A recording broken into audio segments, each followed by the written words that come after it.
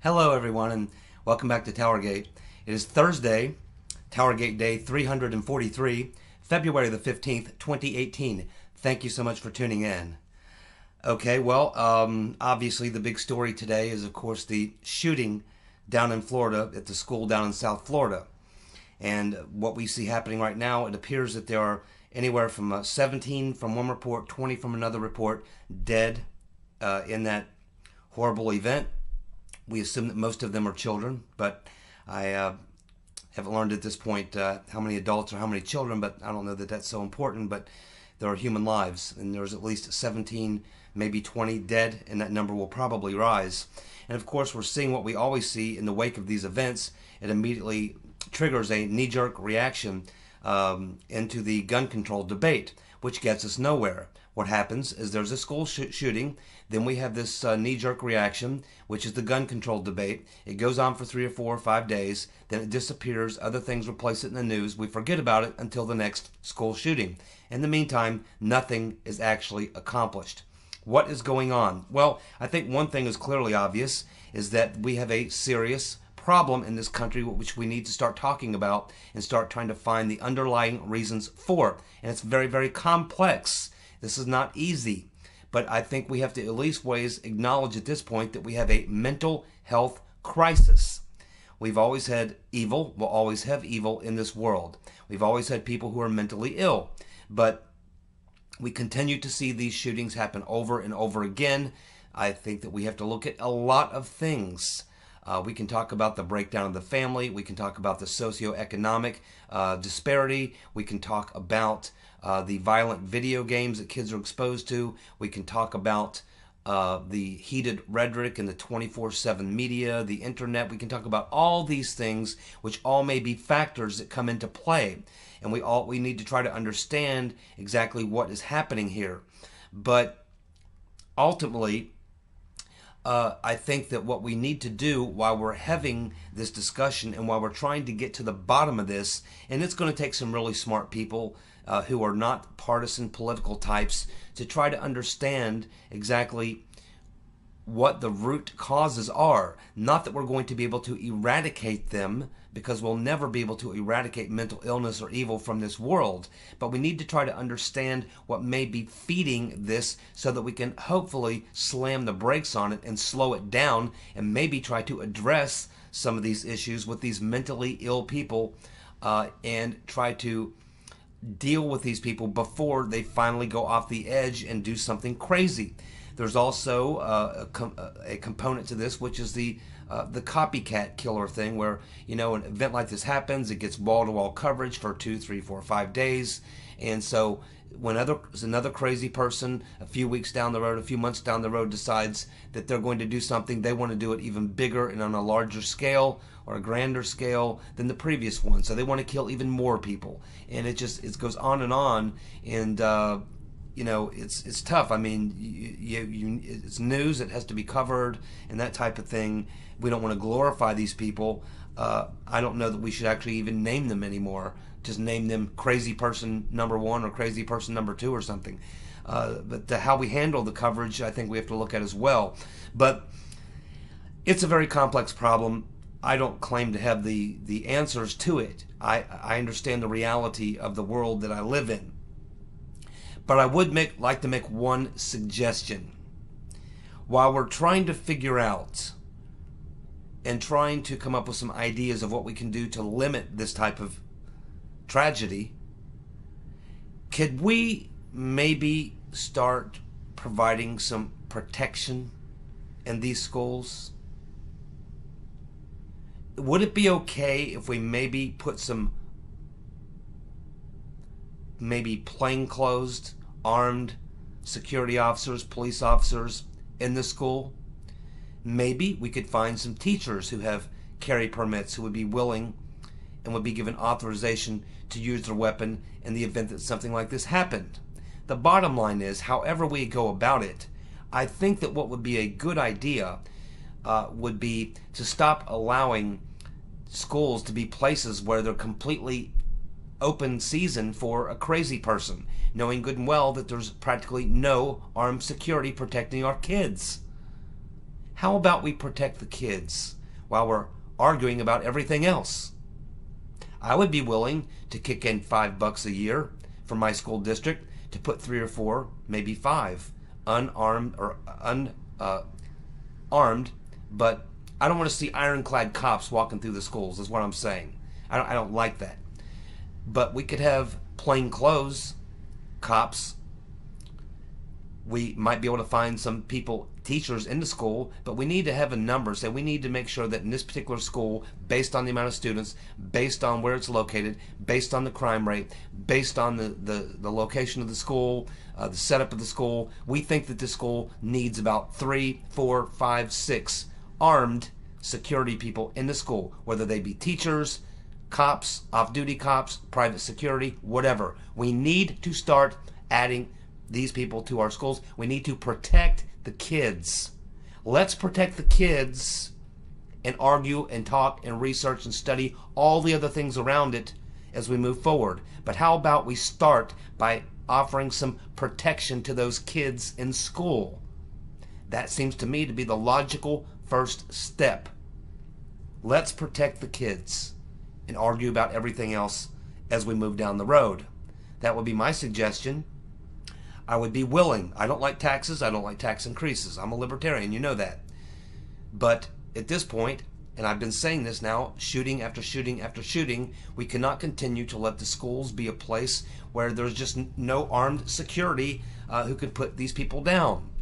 It doesn't mean you can stop them from killing someone, but we can stop them from killing 10, 20, 30 people. You know? Do the best we can. Let's try to do something. And the very least that we can do is protect those kids with some armed security.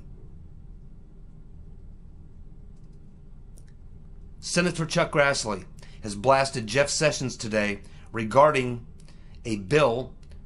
It's a criminal justice reform bill that is moving through the Congress. And Sessions came out and made a comment on it. He doesn't like it. He's got problems with it, which is something he really shouldn't be doing. And Chuck Grassley is absolutely right. Sessions is confused. He must think he's still a senator, but he's not. He's the Attorney General. His job is no longer the legislative process. He's now in the executive branch. His job is to enforce the law, and he seems to be having some difficulty with that.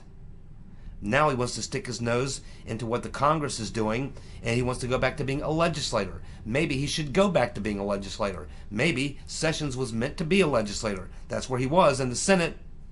But now he's the Attorney General. He thinks he's a legislator. No, he's the Attorney General. And he's not doing what I would consider a bang-up job at that.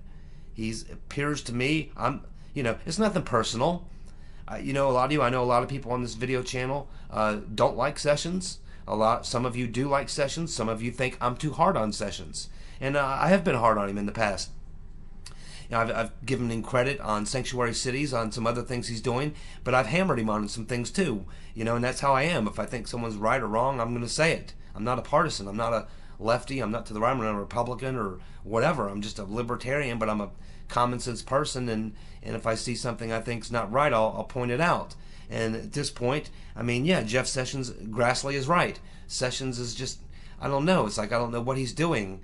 It's like so many other things he should be focusing on. We have a deep state coup going on, and now he's poking his nose into a crime bill that's moving through the legislative process. Now, once it's passed into law and it's become the law, then, okay, I guess as Attorney General, he can decide whether or not he wants to make a public comment, whether he supports it or defends it. But ultimately, as a law enforcement official, the chief law enforcement official, your job really is not so much to be commenting on that stuff, it's to be enforcing it. And you can have an opinion or what have you, but not when it's going through the legislative process. It's just really out of line, and Grassley is correct in pointing out this. And I don't think it's personal. I think Grassley and Sessions are friends that were in the Congress together and the Senate together for years. And I kind of just think that, the more I look at Sessions in this job, I think there's an old saying, right guy, wrong job. And I think that's where we are with Sessions. I think, he's probably the right guy, just the wrong job. He should be back in the Senate, although he's pretty old. Maybe he should just retire. But yeah, Grassley has every right to make this comment against Sessions. He's absolutely correct. Sessions needs to butt out of the legislative process. He's now in the executive branch. Somebody call Jeff Sessions and remind him he's the Attorney General. Enforce the law. You're no longer part of the legislative process, Mr. Sessions. Enforce the law. Today, Michael Flynn's lawyers filed a motion for a protective order governing discovery. Flynn's lawyers believe there's evidence that Flynn was framed. This as a result of the Peter Benstrokenis and Page texts, as well as the comment made by Comey and Benstrokenis, by the way, that they didn't believe that Flynn lied. This particular motion will give access to all the evidence, including the 302s. Of course, we had the flap about a week and a half, 2 weeks ago, about the fact that it appeared possibly McCabe had forced people to change 302s or forced them to say things in 302s that weren't true. And that's being investigated, I assume, by the Inspector General. Yeah, Michael Flynn has a fantastic case here. I even said this 2 weeks ago when we first heard about these 302s. That's the very first thing I said, was Michael Flynn needs to get his attorneys on that, because he has now got a solid case to have his case thrown out.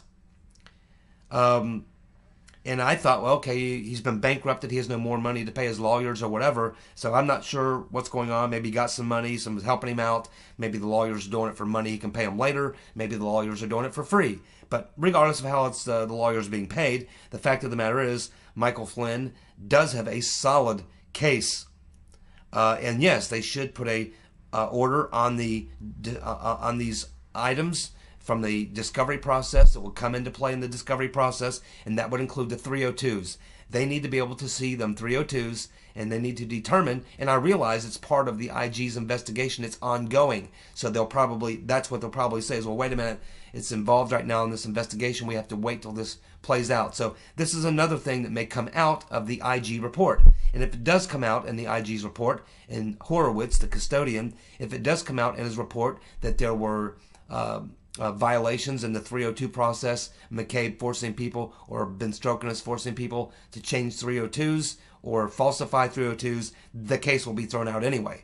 Flynn's case will be thrown out. But what you can see going on here, we have Manafort suing Uncle Bob. We now have Flynn challenging the discovery process and claiming that he was framed, which he was, as was Manafort, and they're trying to frame Trump as well. And Kushner and every one of them. It's a frame-up that's going on. And this is becoming evident. And as we can see, this entire house of cards is collapsing because it was a house that was built on a weak foundation, a foundation of lies, which are now collapsing beneath their feet. That's what is happening here in real time as we watch it all play out. Judicial Watch has released new DOJ documents and IRS documents today. These documents detail a report from October in 2010, a meeting between Lois Lerner and the FBI to plan for criminal prosecution of targeted nonprofit organizations engaged in alleged political activity. The report clearly shows that Uncle Bob Mueller, the executioner, his FBI, worked with Lois Lerner to target conservatives. Well, again, that's another maddening investigation that we all had to live through. Lois Lerner caught red-handed, along with the two people below her, caught red-handed, engaged in massive criminal corruption at the IRS. And right now she's retired with $100,000 and some odd a year pension, full benefits for life. She walked, just like all the perps walk, and that's what makes us all so damn angry. And that's why we can't let this happen again. Can't. She should be drugged back in there. They should totally redo that investigation too. It was also fixed. The fix was in for the IRS and Lois Lerner trial, or not trial, but hearings, the investigation. Again, the fix was in. Lois Lerner should be in jail, right along with Uncle Bob for his collaboration and others' collaboration in this. But now Judicial Watch has basically got the documents, and they can prove that they were collaborating behind the scenes to target conservatives. This is well known. It's not a secret. It was proven. It was proven right in front of our eyes. And that's another case where they lost thousands of emails, Lois Lerner emails, which Judicial Watch is trying to get their hands on. But this document clearly shows what was going on. It's what we all knew was going on. It's what has been pretty much been proven that was going on.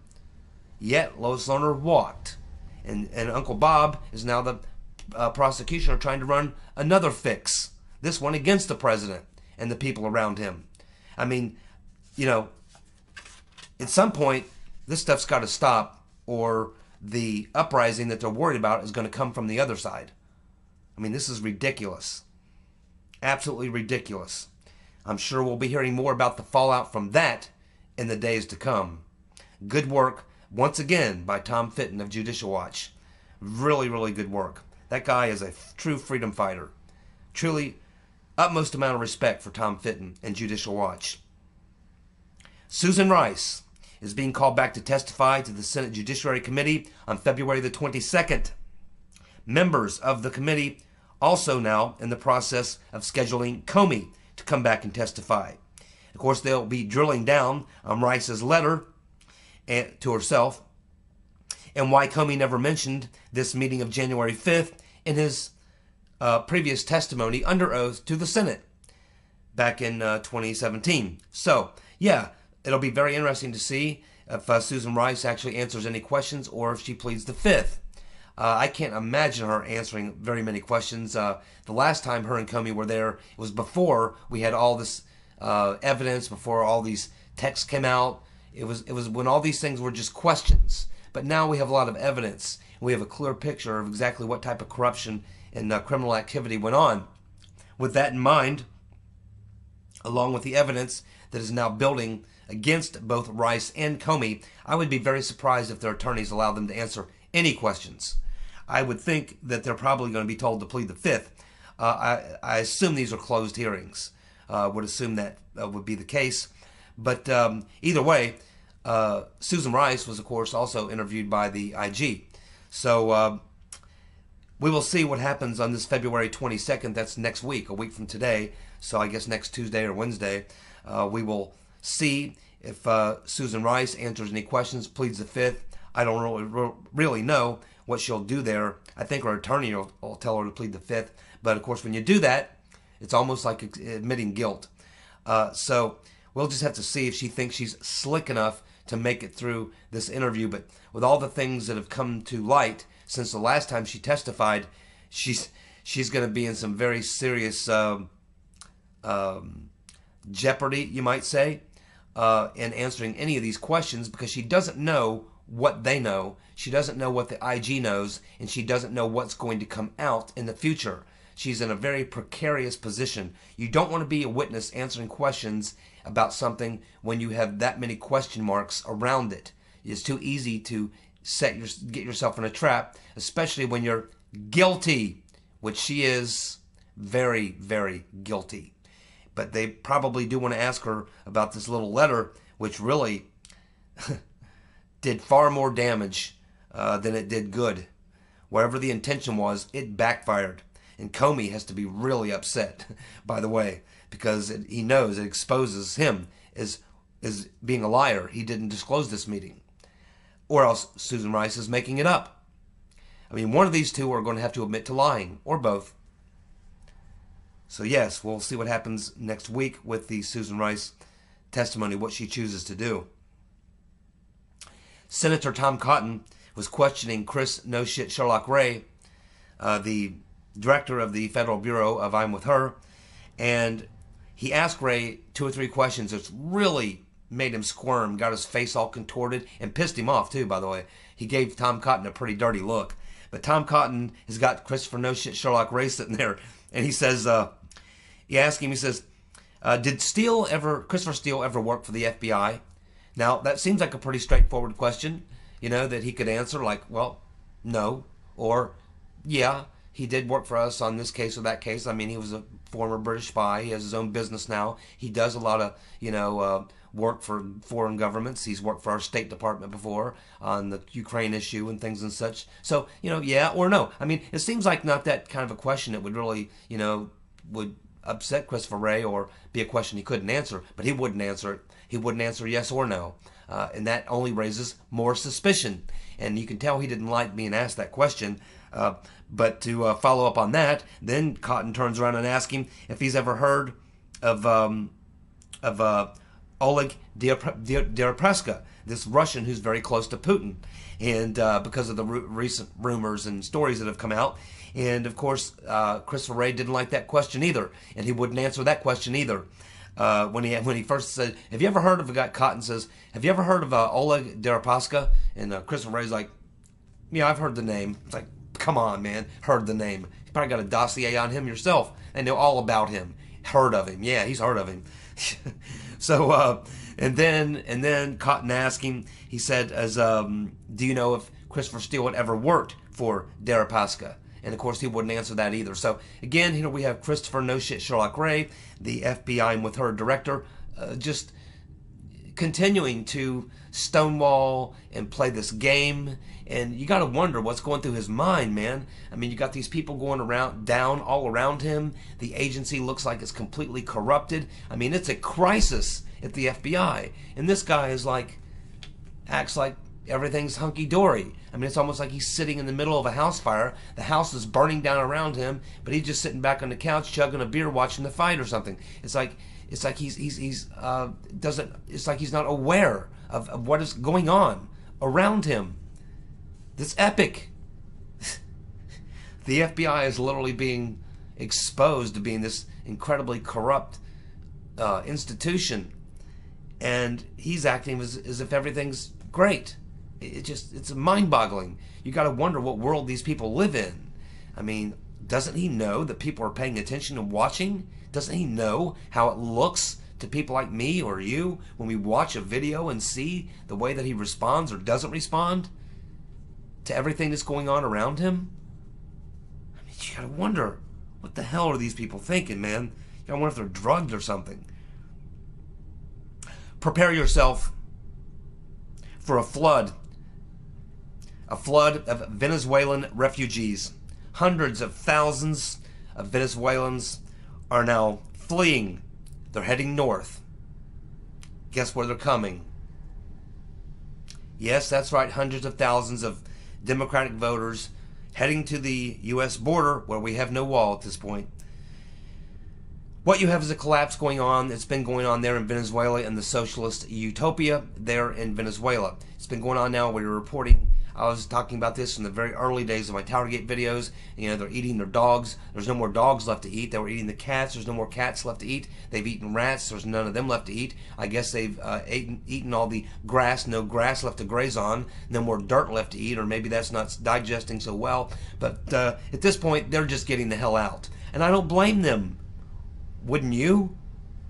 So there you go, the socialist utopia, the failed experiment, once again proven that socialism fails every time it's tried, but these people will risk their lives leaving that socialist hellhole, that shithole, that shifthole, and they will head north, and they will come here, and they will register as Democrats and vote for all the socialism they can get. You figure that one out. Because I can't. Interesting article on Conservative Treehouse is suggesting that not only Priestap, but Peter's been stroking us, Lisa Page, Bruce Orr, and James Baker may all have decided to cooperate with the FBI. And they're making that argument in this story because they're saying that these people, none of them have actually been forced to leave. They've not been fired. They're all still working at the FBI. They've been moved or demoted, but they all still work at the FBI. Unlike Mr. Corton, Mr. Loffman, Yates, Rybicki, and McCabe, who've all been forced to retire or have been fired. So this article, they're making the argument that this article that suggested that these are the people who are cooperating. Now, who are these people? What name have they been cast under that we've learned here in the past couple weeks? That being Corton, Loffman, Yates, Rybicki, and McCabe. Well, and Comey as well. Well, they are the people who were mentioned as being part of this small group. And keep in mind, it was the small group that Comey put together to handle the Hillary email investigation. And keep in mind, this investigation that Inspector Horowitz, the custodian, is engaged in is primarily looking into the handling of the Hillary Clinton email investigation. It's not necessarily looking into the surveillance and the FISA warrants and the dossier and the spying and the deep state coup. That's not really the focus of the IG. The focus of the IG in this began with two things. Number one, the handling of the Hillary Clinton email investigation, and number two, the leaks. That was the two things that this investigation was focused on. So because of that, and when we look at the people who have been fired or forced out, and then we look at the people who are still there, they have been demoted, but they're still there, and then we look at exactly whose texts were released. We didn't get any text released by the IG from any of these people. We didn't get any text from Rybicki, Yates, Loftman, Korten, or Comey. We got Peter Benstrokinus. We got a little bit of McCabe, just a little bit. Mostly Peter's Benstrokinus and Lisa Page. And so the Conservative Treehouse article is making the point that they only put that out there to draw out the people in the small group and to get them to make some sort of moves, at which point they were probably being surveilled or wiretapped or eavesdropped on or watched or something, at which point they probably exposed themselves, which is why they were forced out, and which is leading a lot of people to believe, including here at the Conservative Treehouse, leading them to believe, the writers of the story, that maybe we're seeing that these people are the people who are cooperating. They still will probably face some penalties, but they'll get a lesser charge. But they may be turning their guns on this small group, which puts you into the higher echelon and puts you pretty close to being inside the Obama administration. But it protects Obama and Lynch and some of these others, but it focuses on Rybicki, McCabe, Loftman, Korten, and Comey. And so we'll just have to wait and see when the IG report comes out exactly who is fingered. And if it turns out that this is the case, and we find that all these people, Priestap, Benstrokinus, Page, Bruce Orr, and James Baker, have all become witnesses and have cooperated, and in their cooperation, they finger this small group, which is the key people that were involved in the investigation into letting the rotten Reverend Clinton off the hook in the email investigation. That will explain a very great amount of things. It would explain why Nunez postponed the testimony from those five after meeting with Rosenstein. It will also explain why Bruce and Nellie cooperated and turned over all their work to the IG, and why the only text or communications we got were from Page and Strzok and no one else. And we also know that there have been none of those witnesses have testified in January, even though they were all cleared to do so. Nunez had won clearance to interview all five of those people, Page, Benstrokinus, and that whole clan. But then he decided, for some reason, not to interview them, at least not at this time. It was postponed. Now, the IG has interviewed all those people. So it's almost looking like that there was some sort of a deal cut, or that Nunez was told, okay, here's what's going on, probably told by Rosenstein, probably said, okay, here's what's going on behind the scenes. The IGs, these five are working with the IG. They have fingered this small group, these people here, and that's the target. And you need to wait till after the IG report comes out, at which point you can call these people and have them come in and testify. But right now, we've got a deal with them. And that would probably explain it. So I'll give some credibility to that theory. It's a theory that's worth considering. Dick Morris did a video yesterday where he believes that Priestap is cooperating, and he compared him to Deep Throat. I wouldn't go that far, but yeah, I mean, I think it's pretty obvious that Priestap is certainly cooperating, because everyone around him, above him, below him, or parallel to him, has been either moved, fired, resigned, or something. He's the only one that still retained his position, and he knows everything. So obviously, obviously. I think that's about 99% sure that Priestap's cooperating. The other ones I didn't think about, but I think it's certainly possible that they may be. Of course, I guess you've all heard that Mitt Romney is running for the Senate in Utah. Ugh. Please no. Can't stand Mitt Romney. Can't stand him. But he'll probably win. Republicans almost always win in Utah. He's very popular in Utah. He's a Mormon. He can get a lot of money. He can raise a lot of money. I don't know who can beat him, but I certainly hope someone does. I hope someone challenges Romney and beats him. I can't stand Mitt Romney, and he will not be a benefit to the cause. He will be a thorn in our side. He will be a thorn in the president's side. He will be like John McCain on steroids. I mean, we're going to get rid of McCain. He's going to die. Hopefully we replace him with somebody better. But Romney, he's just as bad as McCain, worse than Graham, and we really don't want that guy around anymore anyway. He's overstayed his welcome. Please God, not Mitt Romney.